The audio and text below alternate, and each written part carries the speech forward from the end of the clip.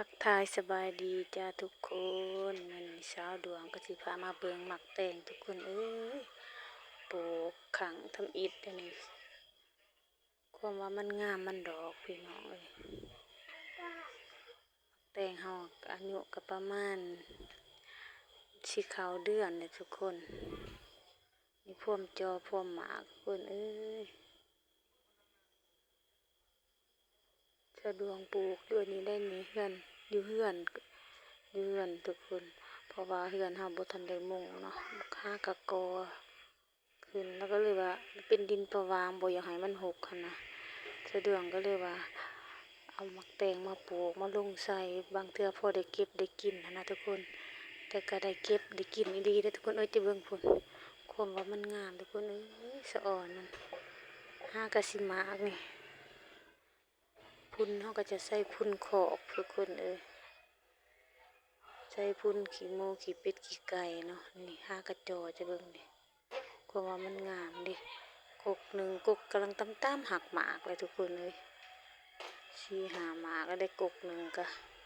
นี่ว่าอู้แต่เบิ่งเป็นตาสะอ่อนเป็นหน่วยทุกคนเอ้ยนี่ทุกคนก็สิประมาณนี้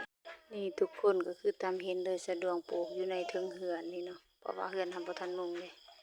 โพดนี่ตัวมาจอบเบิ่งเลยนี่ทุกคนเอ้ยหลานสาวก็เกี้ยมาจอบสิปิดเอาแล้วทุกคนเอ้ยจอบ